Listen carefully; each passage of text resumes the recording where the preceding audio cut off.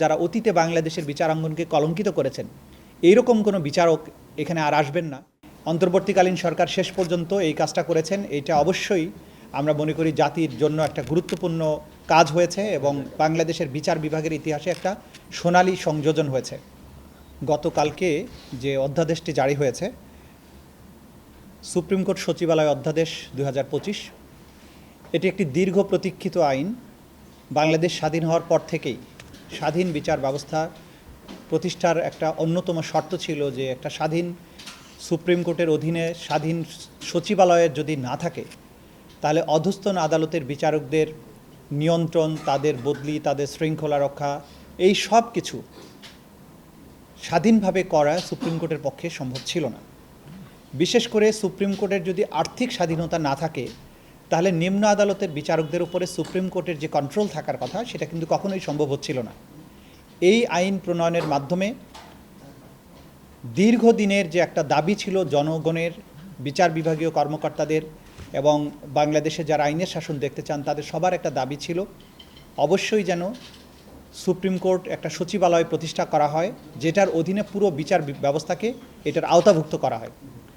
অন্তর্বর্তীকালীন সরকার শেষ পর্যন্ত এই কাজটা করেছেন, এইটা অবশ্যই আমরা মনে করি জাতির জন্য একটা গুরুত্বপূর্ণ কাজ হয়েছে এবং বাংলাদেশের বিচার বিভাগের ইতিহাসে একটা সোনালী সংযোজন হয়েছে। যদিও এই অধ্যাদেশ জারির সাথে সাথে আরও কিছু কাজ বাকি রয়েছে।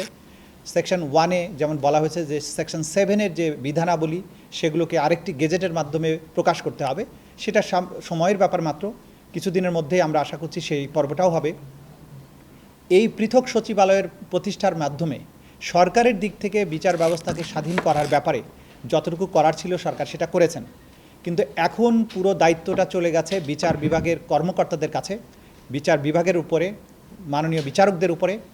স্বাধীনতা মানে যা ইচ্ছা তাই করা নয়, স্বাধীনতা হচ্ছে যা করা উচিত সেটা করার স্বাধীনতা থাকাটাই হচ্ছে স্বাধীনতা। সে কারণে এই বিচার বিভাগের পৃথক সচিবালয় যখন হলো, বিচার বিভাগ সুপ্রিম কোর্ট সম্পূর্ণভাবে প্রশাসন বিভাগ থেকে আলাদা হলো, এই সময়ে বিচার বিভাগের দায়িত্ব অনেক বেড়ে গেছে। এখন বিচারকদেরকে মনে রাখতে হবে যে জাতির একটা গুরুত্বপূর্ণ জায়গায় তারা যে দায়িত্বটা পালন করছেন সেটা যাতে সবসময় জনগণের প্রত্যাশা পূরণ করতে পারে, ন্যায় বিচারের সকল স্ট্যান্ডার্ড মেনটেন করতে পারে এবং জাতি যাতে ন্যায় বিচার প্রাপ্তির তাদের যে অধিকার সেটা যাতে সঠিকভাবে পায়। অতীতেও আমরা দেখেছি যে সংবিধানে বিধান অনুযায়ী বিচার ব্যবস্থা, বিচার বিভাগ, সুপ্রিম কোর্ট মূলত স্বাধীন ছিল, কিন্তু সচিবালয় না থাকার কারণে তাদের অনেক ধরনের বিষয়বস্তু যেগুলো সরকারের অধীনে ছিল, তাদের প্রমোশন, বদলি, তারপরে তাদের আর্থিক স্বাধীনতা, সেই বিষয়গুলো এখন যেহেতু এটা দূর হয়েছে, মনে রাখতে হবে অতীতে এই স্বাধীন বিচার ব্যবস্থার সুযোগ নিয়ে অনেক বিচারক সুপ্রিম কোর্টের যারা নিজেদেরকে এমন পর্যায়ে নিয়ে গেছিলেন দলীয় করণের ব্যাপারে, দলীয় তোষণের ব্যাপারে, যে নিজেদেরকে তারা শপথবদ্ধ রাজনীতিবিদ পর্যন্ত বলতে দ্বিধা করেননি। এই ধরনের বিচারকের কোনো স্থান বাংলাদেশে আর থাকবে না এবং স্বাধীন বিচার ব্যবস্থা প্রতিষ্ঠা হওয়ার পরে, সচিবালয় প্রতিষ্ঠা হওয়ার পরে আমরা আশা করব বিচার বিভাগে সেই সমস্ত মাননীয় বিচারকরাই আসবেন যারা নিজেকে সবসময় বিবেক এবং সংবিধান এবং আইনের দ্বারাই, আইনের কাছেই জবাবদিহি মনে করবেন, অন্য কারো কাছে, রাষ্ট্রের বিভিন্ন অর্গান, রাজনীতিবিদ, প্রধানমন্ত্রী, প্রশাসনের কর্তা ব্যক্তি, নিজের প্রিয়জন, এগুলো কারো কাছে তিনি দায়বদ্ধ থাকবেন না। তিনি শুধুমাত্র আইন, সংবিধান এবং বিবেকের কাছে দায়বদ্ধ থাকবেন। এমন একটি বিচারালয় প্রতিষ্ঠিত হবে এবং ওই ধরনের বিচারক যারা অতীতে বাংলাদেশের বিচারাঙ্গনকে কলঙ্কিত করেছেন এইরকম কোনো বিচারক এখানে আর আসবেন না।